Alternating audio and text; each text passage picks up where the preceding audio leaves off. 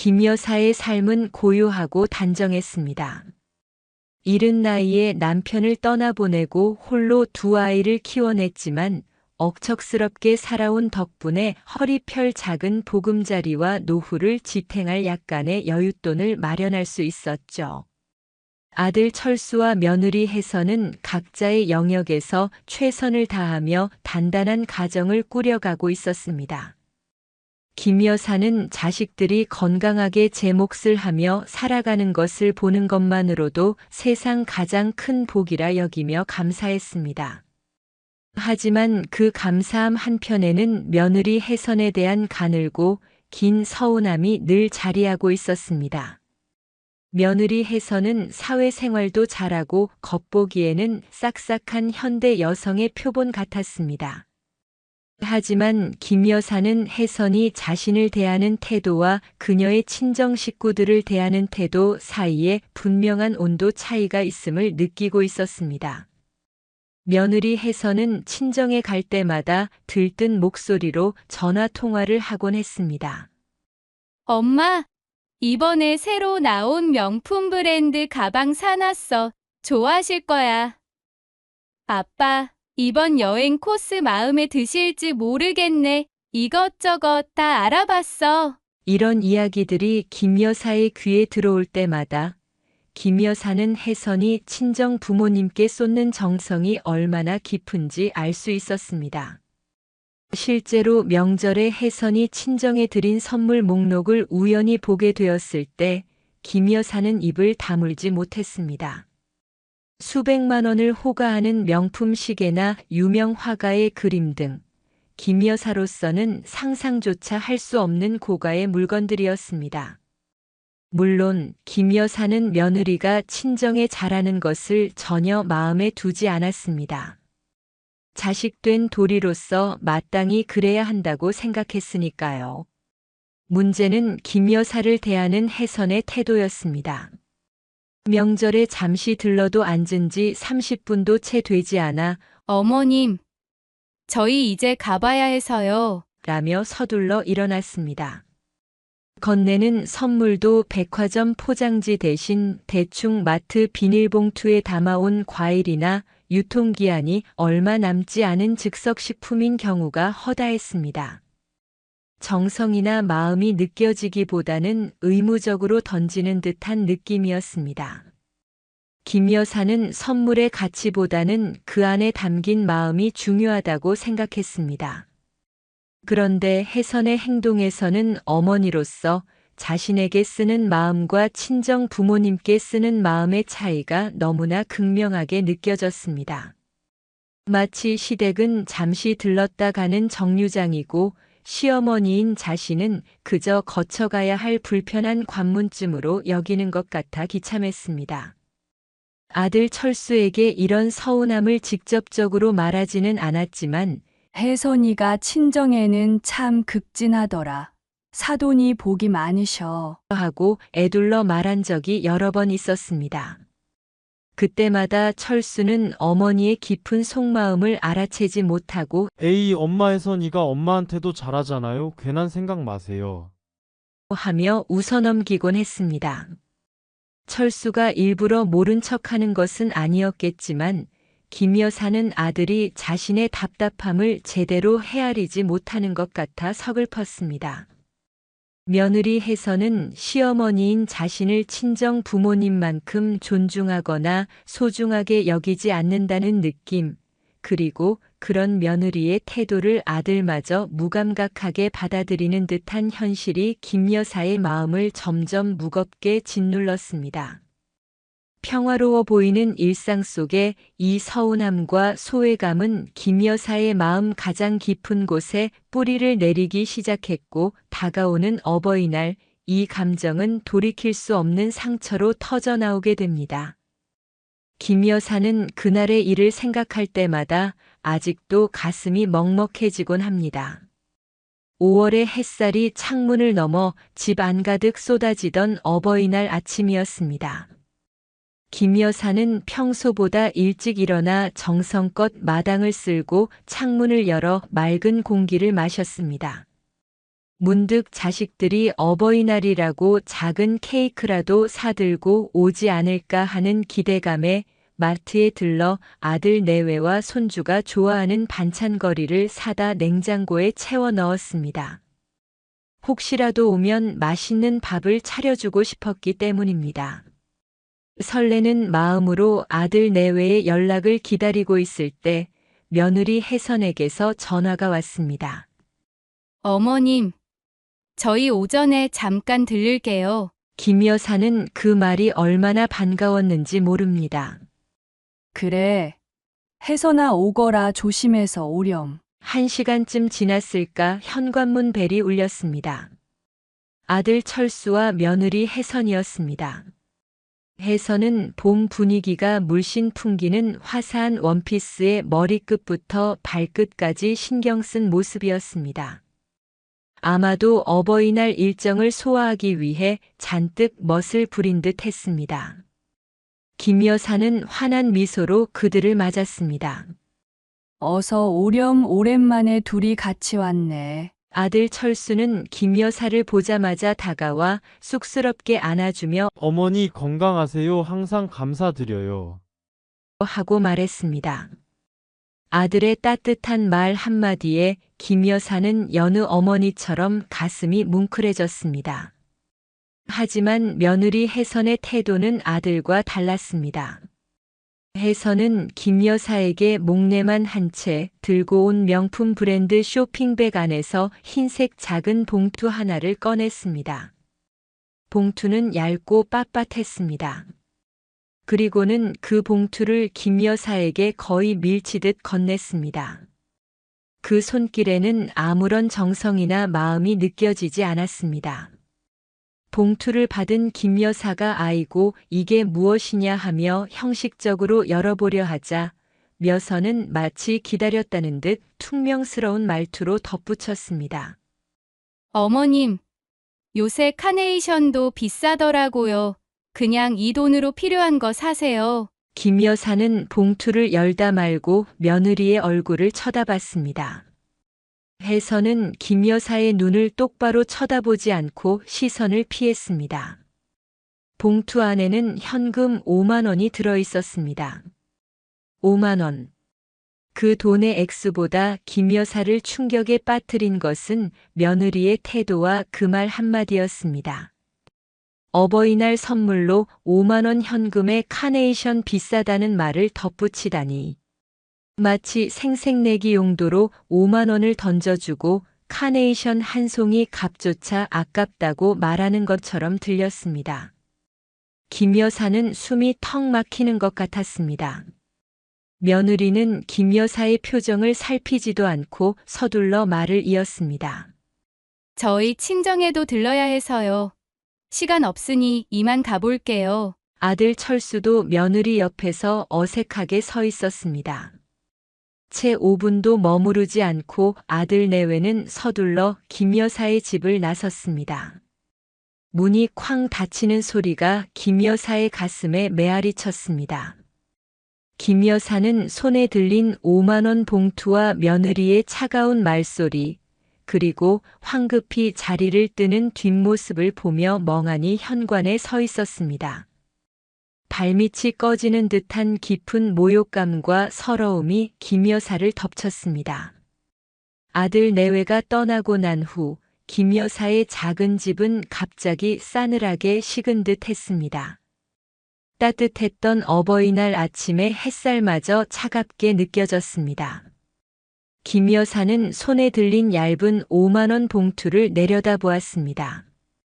종이 봉투 안에 빳빳한 지폐가 김 여사의 손 안에서 구겨지는 것도 모를 만큼 김 여사는 봉투를 꽉 쥐었습니다. 눈물이 핑 돌았지만 이를 악물고 참았습니다. 겨우 5만 원 때문에 내가 이렇게까지 마음이 상하는 건가? 스스로에게 물었습니다. 하지만 곧 깨달았습니다. 이것은 돈의 문제가 아니었습니다. 며느리가 건넨 것은 돈이 아니라 시어머니인 자신을 향한 평가였습니다. 당신은 내게 이 정도 가치밖에 안 되는 사람입니다. 라는 무언의 메시지였습니다. 그리고 그 평가 뒤에는 며느리가 친정 부모님께 쏟는 무한한 정성과 비교되는 극명한 차별이 있었습니다. 며느리 혜선이 사돈 내외에게 얼마나 지극정성인지 김 여사는 여러 번 들었습니다.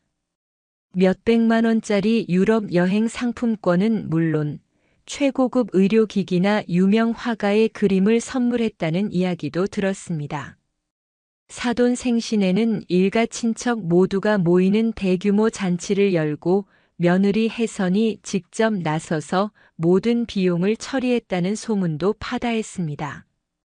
그런 며느리가 시어머니인 자신에게는 어버이날 선물로 5만 원을 던지듯 주고 카네이션 값조차 아까워하는 듯한 말을 하다니. 김 여사는 자신이 며느리의 우선순위에서 얼마나 밀려나 있는지, 그리고 자신을 얼마나 하찮게 여기는지 뼈저리게 느꼈습니다. 시댁은 그저 통과 의례이고 시어머니는 돈 쓸 가치가 없는 존재. 그런 생각이 며느리 혜선의 마음속에 자리 잡고 있다는 사실이 김 여사를 미치도록 괴롭게 했습니다. 수십 년을 자식 뒷바라지하며 겪었던 고생과 희생이 한순간에 며느리의 차가운 말 한마디로 부정당하는 것 같았습니다. 내가 이렇게 살았는데 고작 이런 대접을 받으려고.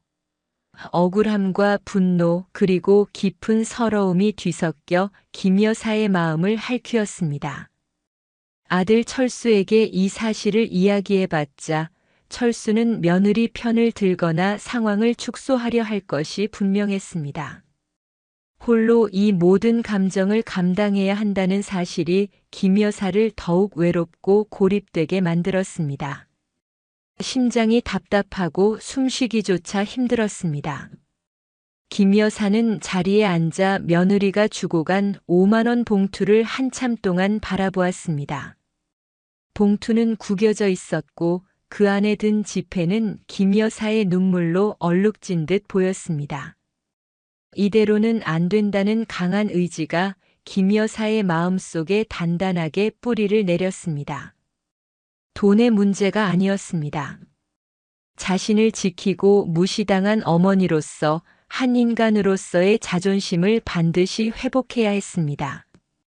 깊은 절망감과 함께 솟아난 단단한 의지는 김 여사를 움직이게 했습니다. 밤새도록 천장을 바라보며 자신의 삶을 곱씹었습니다. 젊은 시절 남편이 갑작스럽게 세상을 떠났을 때 김 여사는 두 아이와 함께 길바닥에 나앉을 뻔했습니다. 가진 것이라곤 빚더미와 막막한 현실뿐이었죠. 하지만 김 여사는 주저앉지 않았습니다. 새벽부터 밤늦게까지 닥치는 대로 일했습니다. 허리 펼 틈 없이 몸이 부서져라 일하고 밥 한 끼 제대로 먹지 못하면서도 오로지 자식들만 바라보며 버텼습니다. 남들은 김 여사를 가엾게 여겼지만 김 여사는 그 시선 속에서도 자존심을 잃지 않았습니다. 어렵게 모은 돈을 남들처럼 흥청망청 쓰거나 사치하는 대신 미래를 위해 철저하게 관리했습니다. 남편이 남긴 작은 유산과 김 여사 스스로의 피땀 어린 노력으로 모은 돈은 단순히 은행에 넣어두는 것에 그치지 않았습니다. 김 여사는 남들 모르게 부동산과 주식 시장에 대해 공부했고 소액으로 시작하여 차근차근 자산을 불려나갔습니다. 남들이 될 리 없다, 위험하다 말할 때도 자신만의 소신껏 투자했고 그 결과 예상보다 훨씬 큰 규모의 자산을 마련할 수 있었습니다. 강남에 사는 아들 내외조차 상상할 수 없는 규모의 자산이었습니다. 김 여사는 단 한 번도 자신의 재산에 대해 자식들에게 이야기하지 않았습니다. 돈 때문에 자식 관계가 틀어지는 것을 원치 않았고 그저 자신의 힘으로 노후를 책임지고 싶었을 뿐입니다. 하지만 며느리 혜선의 어버이날 행동은 김 여사의 오랜 침묵을 깨뜨렸습니다. 나를 돈으로 무시하고 가진 것 없다고 얕잡아 본다니. 그래, 내 눈에는 그렇게 보이겠지. 하지만 내가 모르는 세상도 있단다. 김 여사는 며느리에게 자신이 누구인지 그리고 자신을 무시하는 것이 얼마나 어리석은 행동이었는지를 깨닫게 해줄 방법을 찾기 시작했습니다. 복수심이라기보다는 무시당한 어머니로서의 존엄성을 되찾고 며느리에게 올바른 가치관을 심어주고 싶다는 마음이 더 컸습니다. 김 여사는 자신의 오랜 금융계 지인이자 인생의 현자인 최 여사에게 연락했습니다. 최 여사는 김 여사가 겪었던 어려움과 그녀가 얼마나 끈기 있고 현명하게 살아왔는지를 알고 있는 몇 안 되는 사람이었습니다. 김 여사는 최 여사에게 며느리에게 겪은 모욕적인 일을 모두 털어놓았습니다. 최 여사는 김 여사의 이야기에 함께 분노하고 탄식했습니다. 아니, 세상에 그런 후레 자식이 다 있나? 자네가 어떻게 살아왔는데? 그 며느리가 보기 겨워 아주 미쳤구먼. 최 여사는 김 여사에게 감정적으로 대응하기보다는 김 여사의 숨겨진 능력과 자산을 활용하여 며느리 스스로 자신의 잘못을 깨닫게 만들 지혜로운 방법을 제안했습니다. 김 여사는 최 여사의 조언에 깊이 공감했습니다. 주먹구구식의 감정적인 싸움이 아니라 자신의 지혜와 품위를 지키면서 상대방에게 명확한 메시지를 전달하는 방식이었습니다. 김 여사는 최 여사의 도움을 받아 조용하고 치밀하게 반격을 준비하기 시작했습니다. 며느리 혜선은 물론 아들 철수조차도 앞으로 벌어질 일들을 전혀 예상하지 못했습니다. 김 여사는 최 여사의 조언에 따라 며느리 혜선이 어버이날 건넨 5만 원을 복수의 도구로 사용하기로 했습니다. 하지만 흔한 복수 방법이 아니었습니다. 김 여사만의 우아하고 지혜로운 방식이었죠. 며칠 후 김 여사는 아들 철수에게 전화를 걸어 점심 식사를 함께 하자고 제안했습니다. 그리고 며느리 혜선에게도 꼭 함께 나오라고 신신당부했습니다. 약속 장소는 철수와 혜선이 평소 격식을 갖춰야 하는 자리에만 가는 시내의 유명하고 분위기 좋은 레스토랑이었습니다. 코스 요리 하나에 수십만 원을 호가하는 곳이었죠. 김 여사가 이런 곳에서 식사를 하자고 하자 아들 부부는 조금 의아해했지만 어머니의 갑작스러운 제안에 별다른 의심 없이 약속 장소로 나왔습니다.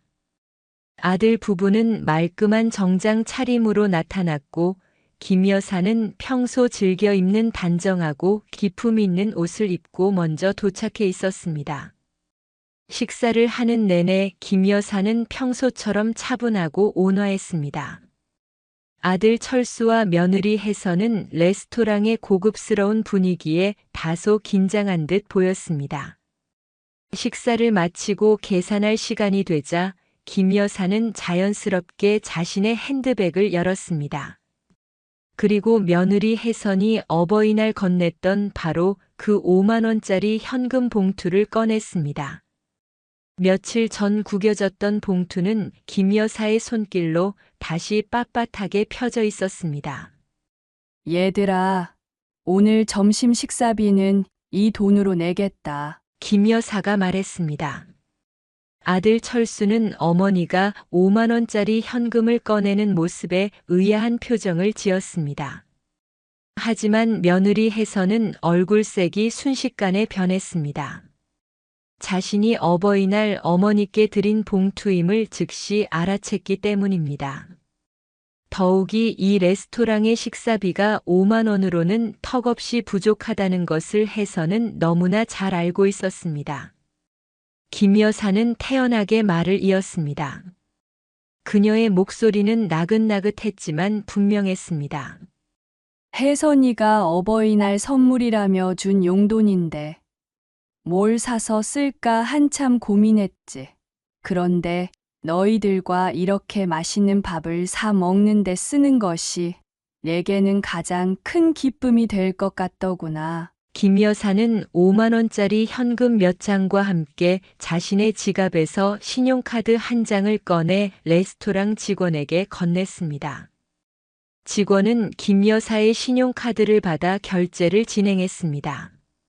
결제 금액은 김 여사가 건넨 현금 5만 원과는 비교도 할 수 없이 큰 액수였습니다. 이 모든 상황을 지켜보던 혜선은 극도로 불편해 보였습니다.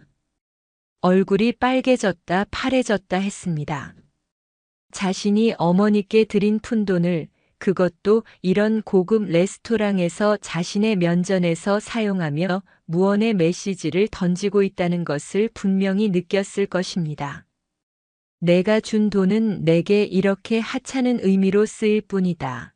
나는 내가 준 돈 따위 없어도 얼마든지 좋은 곳에서 너희에게 밥을 사줄 수 있는 사람이다 라고 말하는 듯 했습니다.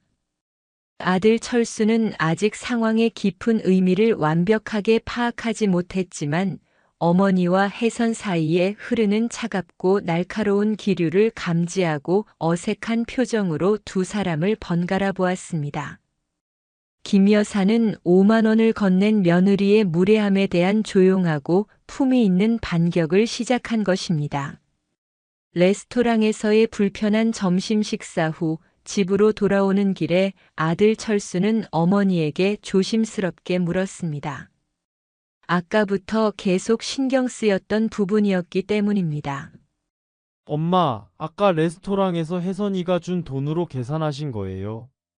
김 여사는 운전하는 아들의 뒷모습을 보며 고개를 끄덕였습니다. 그래 혜선이가 필요한 거 사쓰라고 준 돈이니 내게 가장 필요하고 기쁜 곳에 썼을 뿐이다. 김 여사의 목소리에는 일말의 망설임이나 후회도 없었습니다. 단호하고 차분했습니다. 철수는 어머니의 말투에서 무언가 평소와 다른 단단함을 느꼈습니다. 어머니가 그렇게까지 큰돈이 나오는 레스토랑에서 거리낌 없이 계산하는 모습도 낯설었지만 더 신경 쓰이는 것은 어머니가 혜선이가 준 5만 원을 언급하며 보였던 태도였습니다. 그리고 계산할 때 어머니가 꺼냈던 신용카드가 평소 어머니가 사용하는 카드와 다르다는 것을 희미하게 기억해냈습니다. 엄마, 아까 그 카드는 저는 처음 보는 카드인 것 같아요. 혹시 철수가 잘못 본 건가요? 철수가 조심스럽게 다시 물었습니다. 김 여사는 아들이 자신의 숨겨왔던 부분에 대해 궁금해하는 것을 알아챘습니다. 그리고 이번 기회에 아들에게 자신의 진짜 모습을 조금이나마 보여주기로 결심했습니다. 그래야 아들도 며느리의 잘못된 태도를 제대로 인식하고 앞으로 자신의 삶과 어머니의 삶을 바라보는 관점이 달라질 것이라고 생각했기 때문입니다. 그건 내가 젊은 시절부터 남들 모르게 조금씩 모아 투자했던 자산과 관련된 금융 계좌 카드다. 내 아버지 돌아가시고 나서도 혼자서 꾸준히 관리하고 불려왔지. 김 여사의 담담한 고백에 아들 철수는 운전대를 잡은 채로 잠시 멈칫했습니다. 그는 어머니가 아파트 한 채 외에는 별다른 재산이 없을 것이라고 막연히 생각하고 있었습니다. 늘 검소하게 생활하시고 자식들에게 짐이 되지 않으려고 노력하는 모습만 보았기 때문입니다. 김 여사는 아들에게 자신의 자산 규모에 대해 구체적인 액수를 언급하며 자랑하듯 이야기하지는 않았습니다. 다만 자신이 혼자 힘으로 노후를 책임지고도 여유가 있을 만큼의 경제적 기반을 마련해 두었음을 분명히 암시했습니다.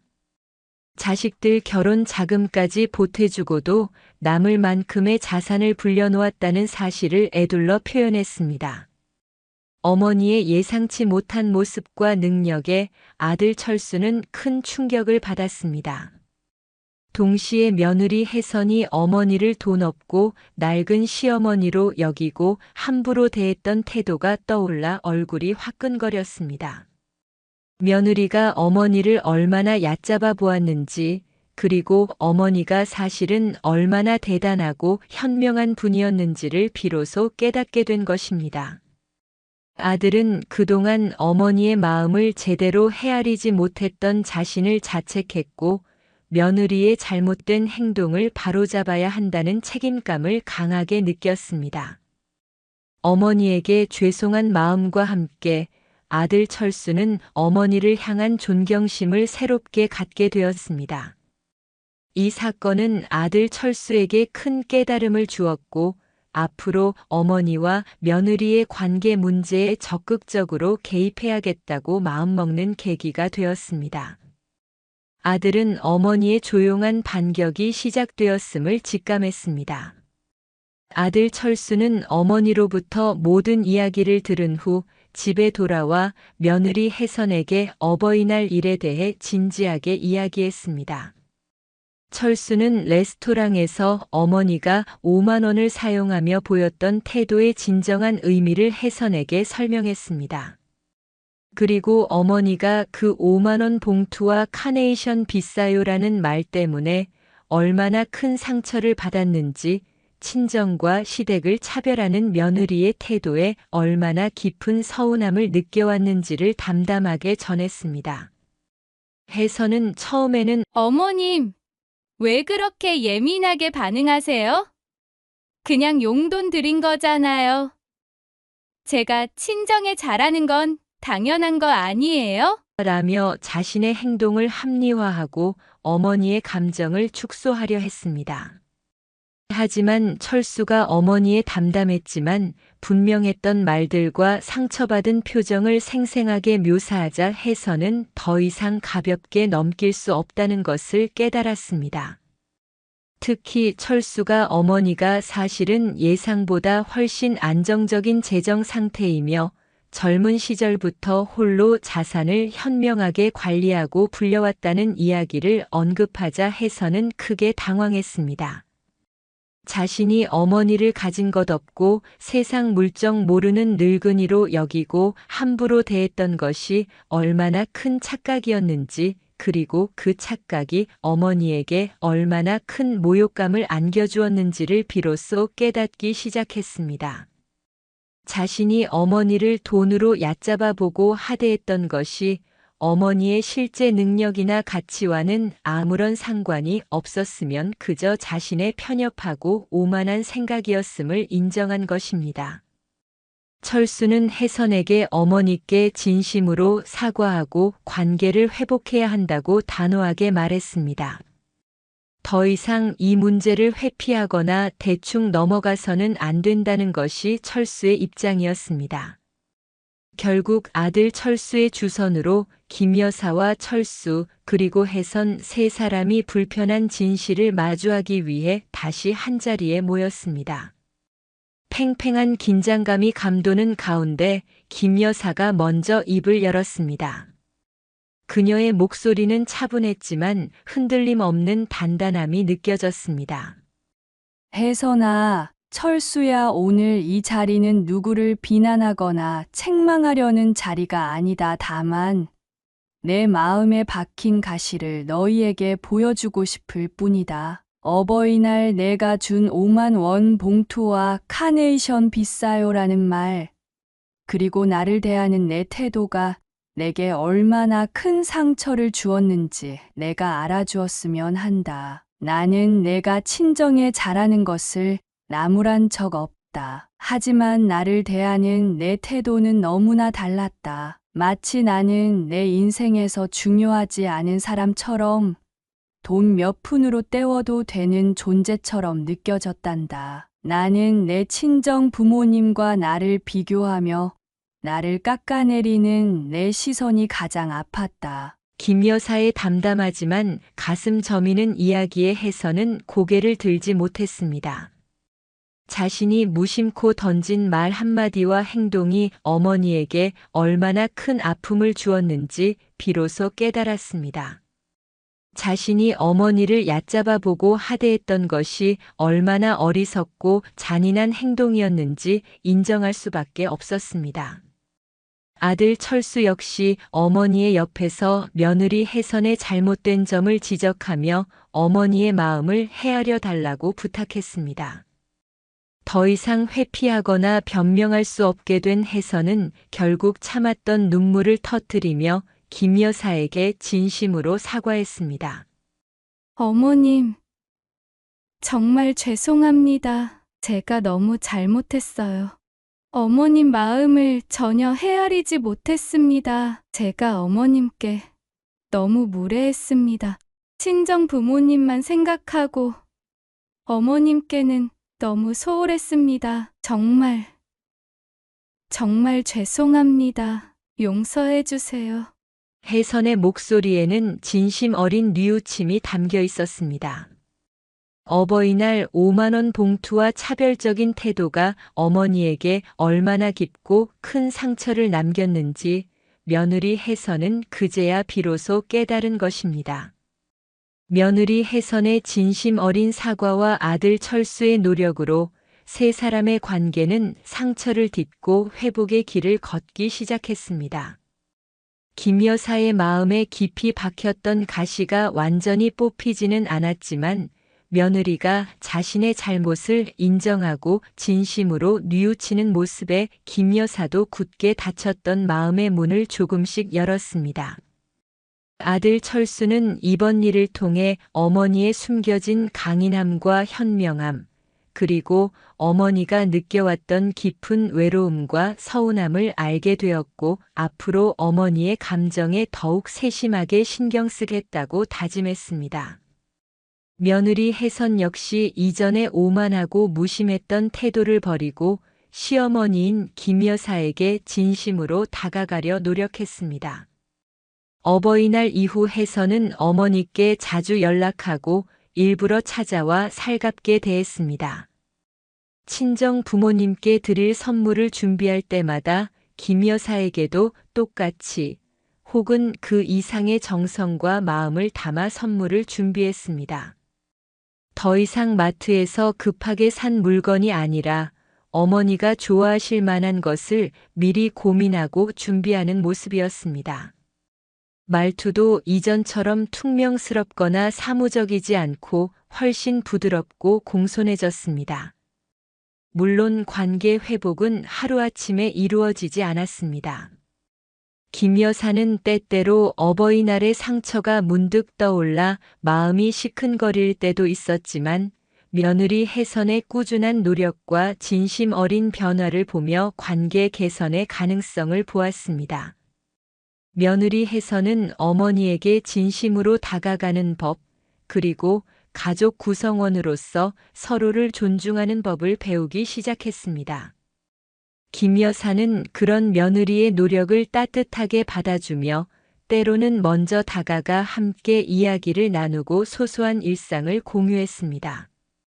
두 사람은 함께 시장에 가기도 하고 김 여사가 애지중지하는 마당의 꽃을 함께 가꾸며 웃음꽃을 피우기도 했습니다. 더 이상 돈이나 재산에 많고 적음이 두 사람 사이에 벽을 만들거나 갈등을 유발할 여지는 없었습니다. 며느리 혜선은 시어머니 김 여사가 단순히 가진 것이 없다고 얕잡아 볼 수 있는 존재가 아니라 인생의 깊이와 지혜, 그리고 예상치 못한 강인함을 가진 분이라는 것을 깨달았고 진심으로 존경하는 마음을 갖게 되었습니다.